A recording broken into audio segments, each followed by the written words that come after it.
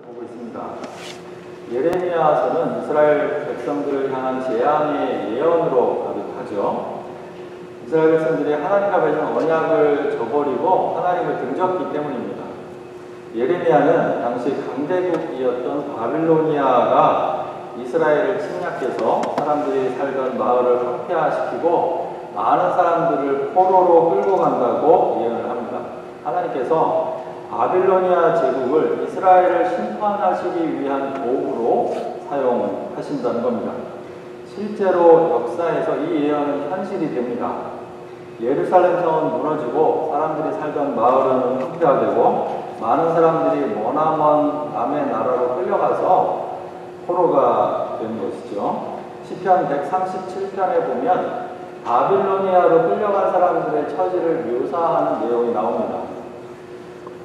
우리가 바벨론의 강변 곳곳에 앉아서 시온을 생각하면서 울었다, 이렇게 표현이 되죠.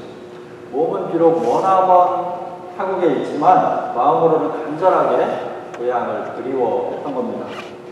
자신들을 사로잡아온 사람들이 너네 고향의 노래를 좀 불러라, 이런 요구에는 이렇게 대답합니다. 우리가 어찌 이방 땅에서 주님의 노래를 부를 수 있으랴. 예루살렘아, 내가 너를 잊는다면 내 오른손아 너는 말라 비틀어져 버려라. 강한 현실 부정 속에서 현실과 바램 사이에 갭이 아주 크게 느껴지죠. 우리에게도 그런 역사들이 적지 않습니다. 최근에 군함도라는 영화가 개봉을 했죠. 영화는 일본 식민 지배 시절에 일본인들에게 끌려가서 군함도라는 외딴 섬에서 강제 노동을 해야 했던 우리 조상들의 아픔을 그리고 있습니다. 이 영화는 그동안 알려지지 않았던 이 군함도의 진실을 드러내기 위해서 만들어졌지만 사실은 군함도뿐만이 아니라 우리 조상들이 겪어야 했던 비극의 규모는 이보다 훨씬 더 큽니다. 일본이 일으킨 전쟁을 수행하기 위해서 끌려간 한국인들은 사할린 섬과 같은 탄광에서 강제 노동을 해야 했습니다. 그리고 일본이 침략한 동남아시아나 미크로네시아 지역의 군사 기지나 또 철도 건설의 공사에 동원되기도 했습니다. 이들 상당수가 돈을 받지 못하고 과도한 노동에 시달렸고 전쟁 중에 희생됐습니다. 전쟁이 끝난 후에도 고향에 돌아오지 못한 사람들이 많았습니다. 위안부 피해자분들을 포함하면 이렇게 강제로 끌려갔던 분들이 수백만 명에 달한다고 합니다. 사람 대접을 받지 못하고 가혹한 노동에 시달렸던 이분들에게 간절한 소원이 있었다면 무엇이었을까 생각해 봤습니다. 집에 가고 싶다라는 바람, 어머니가 차려준 따뜻한 밥상을 다시 한번 마주 대하고 싶다라는 그런 소박한 바람이 아니었을까 싶습니다. 바벨론 강가에서 고향을 생각하고 울었던 이스라엘 사람들처럼 우리 조상들도 가족들과 친구들이 있는 고향을 생각하면서 군함도에서 사할린에서 우리에게 인도 낯선 동남아시아의 여러 섬들 가운데서 눈물을 흘리지 않았을까 싶었습니다. 사람들이 살아가면서 고민하고 겪게 되는 삶의 모든 부분들이 성경에 있다고 하죠. 하지만 저는 가끔씩 성경에 기록된 것 이상으로 끔찍한 일들이 역사에서 우리 삶의 현실에서 일어난다는 생각이 듭니다. 거리감이 느껴지는 성경의 이야기들을 우리들의 이야기로 끌어안으려면 역사와 현실에서 일어나는 성경의 이야기들과 비슷한 혹은 그 이상의 일들에 관심을 가져야 하는 것이죠.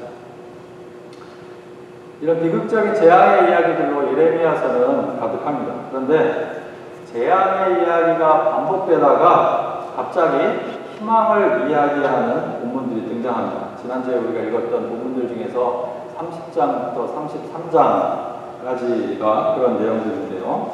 이스라엘의 회복에 대한 약속의 말씀들로 가득합니다. 바빌로니아의 침략으로 폐허가 됐던 성읍은 다시 세워지고 포로로 끌려갔던 사람들도 하나님께서 다시 돌아오게 하겠다라는 그런 말씀들입니다. 망가졌던 나라가 이렇게 세워지고 포로가 되었던 이들이 다시 돌아올 때 거리는 사람들의 기쁨과 환호로 가득 차게 된다는 겁니다. 저에게 인상적이었던 구절 중에 하나가 9절입니다. 그들이 눈물을 흘리면서 돌아올 것이며 이렇게 이야기했죠. 머나먼 타지에서 고향을 그리워하면서 울었던 사람들이 그토록 바라던 고향으로 돌아오면서 이제는 기쁨의 눈물을 흘리고 있는 겁니다. 13절은 또 이렇게 말하죠. 그때는 처녀가 춤을 추며 기뻐하고 젊은이와 노인들이 함께 즐거워할 것이다. 내가 그들의 슬픔을 기쁨으로 바꿔놓고 그들을 위로하여 주겠다. 그들이 근심에서 벗어나서 기뻐할 것이다. 여기서 표현되는 하나님은 슬픔을 기쁨으로 바꾸어 주시는 분이십니다. 위로가 필요한 사람들을 찾아가서 위로해 주시는 분이십니다. 하나님의 위로가 임할 때 사람들은 붙들려 있던 근심에서 벗어나서 기뻐하게 될 것입니다. 저는 사람들이 거리로 뛰쳐나와서 모든 세대가 어울려 함께 춤을 추고 기뻐하는 모습을 상상해 보면서 이것이 하나님 나라가 이루어질 때의 모습이 아닐까 생각했습니다. 하나님 나라가 어떤 모습일지는 저도 잘 모르겠습니다. 어떤 사람들은 황금으로 된 길, 궁전 같은 집을 상상하기도 합니다. 물질주의에 물든 세속적인 시각으로 상상한 천국에 불과한 것이죠, 사실은. 하지만 저희의 그런 천국은 별로 매력적이지 않습니다. 아스팔트 거친 흙길에 바람 시원하게 들어오는 저녁, 산책하기 좋은 경치면 저에게 족하겠다 싶습니다. 고 박완서 선생님은 자신이 그려보는 천국은 고향 마을과 별로 다르지 않다라고 하셨습니다. 그분의 수필집 한 말씀만 하소서에는 이런 구절이 나옵니다. 풀밭, 풀꽃, 논, 밭, 맑은 시냇물, 과에 험하지도 수려하지도 않지만 새들이 많이 사는 산, 부드러운 흙의 감촉이 좋아 맨발로 걷고 싶은 들길, 초가집 등이 정답게 어울린 곳이다. 고향에서 느껴지는 감흥처럼 천국은 원래 우리가 태어났던 곳으로 돌아가는 원형의 감정을 느낄 수 있는 곳이 아닌가 싶습니다. 어떤 사람들은 아무런 걱정이 없고 기쁨만 가득한 곳으로 천국을 상상하기도 합니다. 하지만 아무런 기쁨이 없고 마냥 행복하기만 하는 게 진짜 행복일까요? 거기서 우리는 진짜 행복을 누릴 수 있을까요? 머나먼 타지에서 고향을 그리워하면서 울었던 사람들이 다시 고향을 향해 돌아오면서 울 수 있었던 것은 그만큼 힘든 타지에서 고향의 소중함을 절실하게 느꼈기 때문일 겁니다. 일부러 고통스러운 일을 겪을 필요는 없지만 고통은 행복의 소중함을 깨닫게 해주는 우리 인생의 짝꿍이기도 합니다. 이스라엘 사람들이 포로 생활에서 돌아왔다고 해서 이제는 더 이상 슬픔이나 고통이 없을까요? 삶의 현실은 그렇게 녹록하지가 않습니다. 본문에서 슬픔이 기쁨으로 바뀌고 근심에서 벗어나 기뻐할 것이라는 말은 이들을 붙들고 있던 근원적인 삶의 고통과 억압들에서 노연하는 것을 뜻합니다. 하나님의 회복이 이루어지는 세상은 지금과 다른 어떤 특별한 세상이 아닙니다. 우리가 당연하게 누렸던 평범한 일상의 회복입니다. 12절 말씀.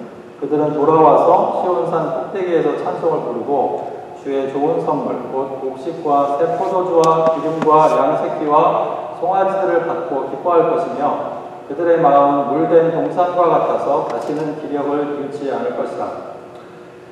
예레미야 33장에도 비슷한 풍경이 묘사가 됩니다. 사람도 짐승도 사라진 황폐한 곳이 다시 먹고 마시고 즐거워하는 소리로 가득 찬 거리, 신랑과 신부의 즐겁고 들뜬 소리, 목자들이 양떼를 거느리고 돌보는 풍경으로 회복되는 겁니다. 가끔씩 반복되는 일상을 벗어날 때가 있죠. 또 그동안 당연하게 누려오던 것들을 누리지 못할 때가 있습니다. 그럴 때 우리는 그제서야 비로소 일상의 소중함을 깨닫게 되죠. 가족들과 둘러앉아서 함께 밥을 먹는 일, 친구들과 함께 밤새 제잘제잘 수다를 떠는 일, 공원을 산책하는 일, 좋은 날씨와 멋진 자연 경관을 보고 누리는 일, 이런 일들처럼 어쩌면 소중한 것들은 그렇게 큰 것들이 아닐지도 모릅니다. 우리에게 꼭 필요하고 중요한 것들은 이미 우리 일상을 가득 채우고 있는 이런 것들입니다. 더 좋은 것, 더 큰 것들을 가지려고 욕망하더라도 이런 소중한 가치들을 우리가 점점 잃어가고 있는 것은 아닌가 싶습니다. 근데 우리가 이렇게 당연하게 누리는 평범한 일상들을 누리지 못하는 사람들이 알고 보면 우리 주위에 상당히 많이 있습니다. 이런 분들을 생각하면 하나님께서 회복하시는 세상의 모습이 평범한 일상이라는 것이 훨씬 더 크게 의미 있게 다가옵니다. 많은 사람들에게 당연한 것들이 어떤 사람들에게는 결코 당연하지 않은 것일 수 있습니다. 오히려 그렇게도 누려보고 싶은 삶이었을 수도 있는 겁니다. 식탁에 둘러앉아서 함께 밥을 먹을 가족을 어떤 의미로든 잃어버린 사람들, 스스로 고립되었거나 아니면 사람들에 의해서 고립돼서 대화를 나눌 친구가 없는 사람들, 몸이 불편해서 공원을 산책할 수 없는 사람들, 여러 가지 이유로 현실에 들려서 좋은 날씨와 멋진 자연 경관을 누릴 여유를 잃어버린 사람들, 이런 사람들이 우리 주위 곳곳에 있습니다. 이런 사람들에게 평범한 일상의 회복은 정말 머나먼 현실인 것이죠. 많은 학생들을 만나서 이야기를 나누면서 느끼는 것은 학생들 안에 있는 가장 근본적인 감정이 외로움이라는 것입니다. 모두들 아닌 척 살지만 저마다 마음 한켠에는 외로움이라는 감정이 버티고 서 있습니다. 여러분들 예능 혼자 틀어놓고 혼자 밥 많이 드시죠? 학교 중에 바쁠 때는 대충 밥을 때우는 경우가 또 얼마나 많은지 모릅니다. 예전에는 돈이 없어서, 유학생들이 돈이 없어서 밥 먹는 것이 걱정이었는데 지금은 우리 삶의 현실이 밥 먹는 것을 어렵게 만들고 있습니다. 저는 그래서 우리 교회가 가족과 같은 공동체가 되기를 바랍니다. 우리 교회가 단순히 사람 많아지는 것을 바라지 않습니다. 많아지는 것보다 중요한 것은 서로 모르는 사람이 없는 교회가 되는 일입니다. 형식적인 인사만 나누는 것에서 서로의 속 사정도 알아주는 공동체가 되어야 하는 것이죠. 적어도 우리 교회 안에서는 아무도 소외되는 사람이 없도록 해야 합니다. 그래서 제 바람은 우리가 함께 나누는 예배 중에 나누는 평화의 인사 혹은 예배 후에 나누는 친교 시간에 이런 목표를 가져봤으면 좋겠어요. 일주일에 한 명씩만, 내가 모르는 한 명씩 하고만 인사를 좀 나눠보고 보는 그런 목표를 가져보면 어떨까 하는 생각을 해봤습니다. 포로로 끌려갔던 사람들이 돌아오는 과정을 묘사하는데 인상적인 장면이 등장합니다. 8절 말씀인데요. 그들 가운데는 눈먼 사람과 다리를 저는 사람도 있고 임신한 여인과 해산한 여인도 있을 것이다. 이들은 모두 사회적인 약자들입니다. 수많은 사람들 가운데서 왜 굳이 이 사람들만 언급이 되고 있을까요? 하나님께서 가장 약한 사람들을 돌보고 계신다는 겁니다. 성경은 하나님께서 약자들에게 관심하신다는 사실을 끊임없이 우리에게 상기시키십니다. 가장 작은 자에게 하나에게 하는 것이 곧 나에게 하는 것이다 라는 말은 그저 단순히 멋진 표현 아닌 게 아닙니다. 가장 작은 사람, 가장 약한 사람이 중심이 될 때 교회든 세상이든 평화로운 세상이 될 수 있는 것이죠. 그런데 하나님께서 하시는 일이 잘 이해가 안 되는 부분이 있습니다. 벌하시겠다고 하실 때는 언제고 지금은 다시 회복시키겠다고 하실까요? 10절에 이런 말이 있습니다.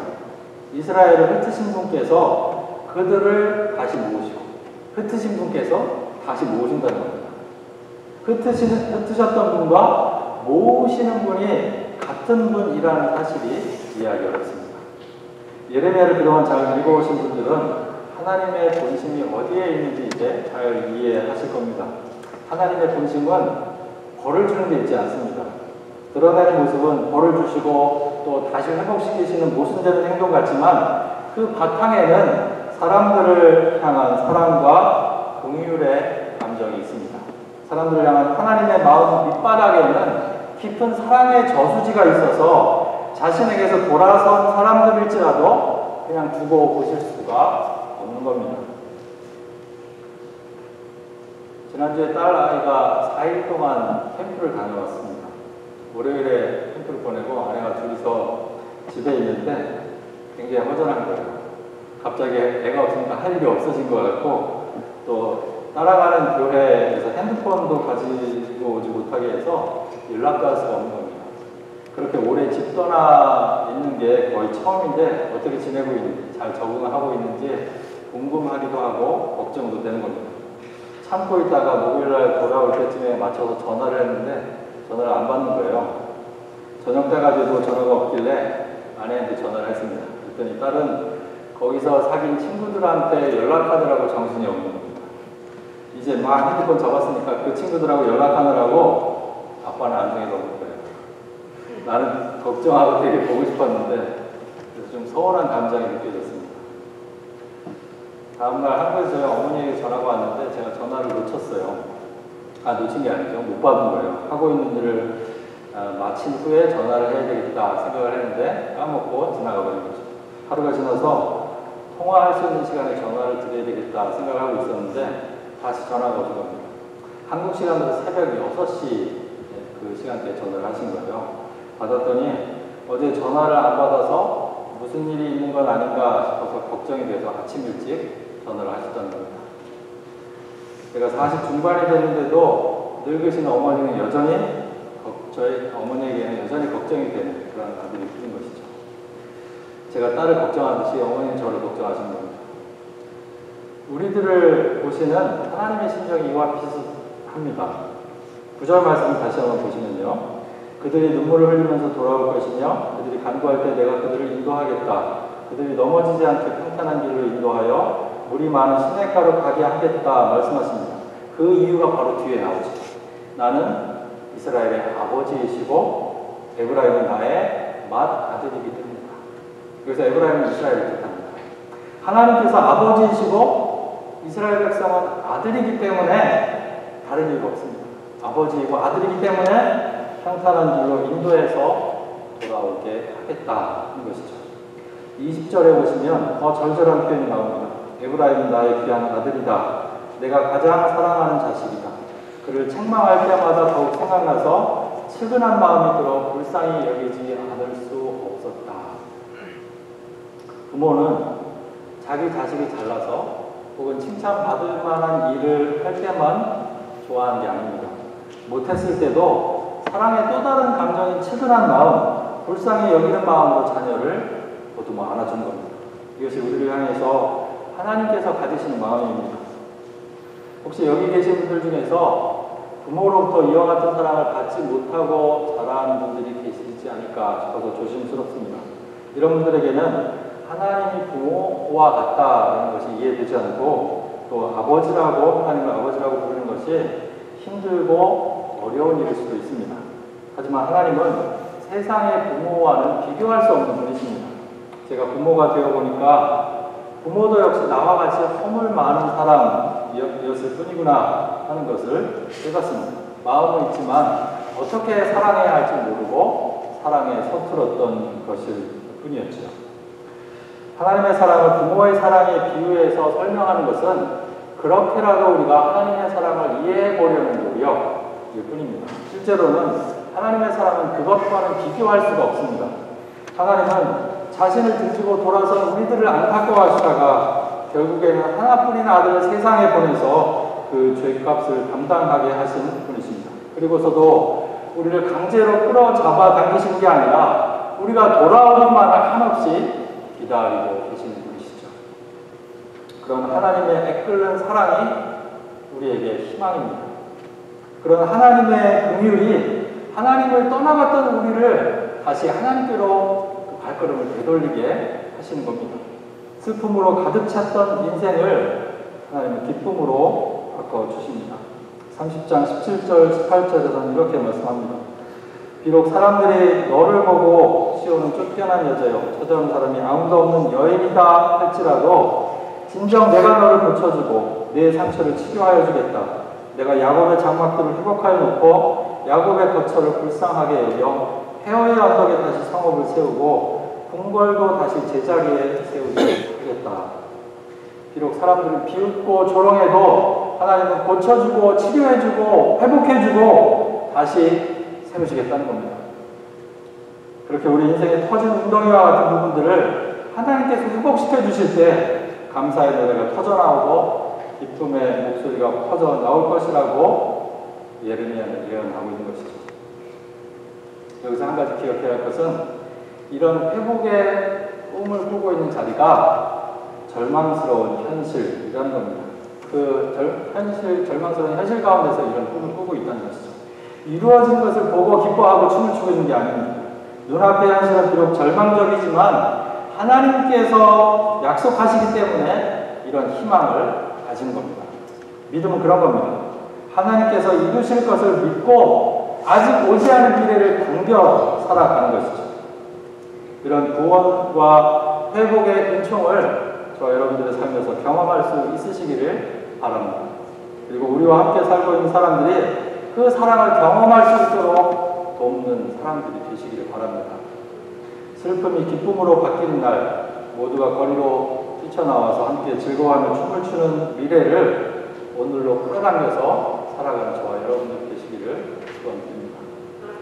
기도드리시죠.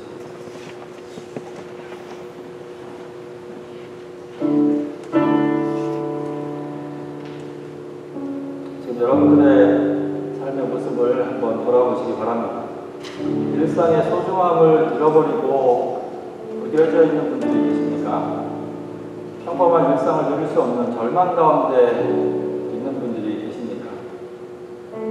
애끓는 심정으로 우리를 바라보시는 하나님을 다시 한번 희망할 수 있기를 바랍니다. 하나님께서 우리를 붙들고 계십니다. 그 하나님께서 우리의 슬픔을 기쁨으로 바꿔 놓으십니다. 하나님의 사랑이 기대서 우리의 현실을 뛰어넘어 살아갈 수 있는 믿음을 달라고 시간에 함께 기도드리겠습니다.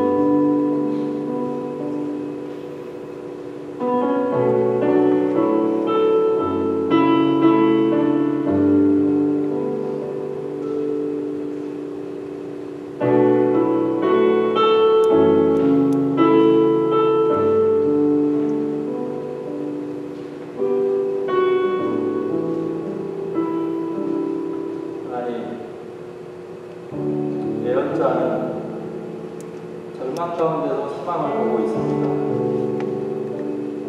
슬픔 가운데서 기쁨으로 바꿔내실 하나님을 믿음으로 바라보고 있습니다. 주님, 우리에게도 그런 시선을 허락해 주시기를 간구합니다. 비록 우리가 처한 상황은 절망이지만 또 허망함이지만 우리의 슬픔을 기쁨으로, 우리의 허망함을 충만함으로 바꾸실 그 하나님을 믿음으로 바라볼 수 있도록 도와주십시오. 우리를 향한 하나님의 애끓는 심정이 우리 믿음의 근원이자 희망입니다. 그 하나님을 바라보고 다시 일어설 수 있도록 도와주십시오. 이 시간에 주님의 성찬을 나눕니다. 주님의 몸과 피를 먹고 마실 때마다 우리를 향하신 하나님의 희생적인 사랑을 더 깊게 체험할 수 있도록 도와주십시오. 우리를 위해서 찢기시고 피 흘리신 그 하나님의 사랑을 우리 몸과 마음에 새기고 그 사랑을 우리 이웃들과 나누며 살아갈 수 있도록 도와주십시오. 예수 그리스도의 이름으로 기도드렸습니다.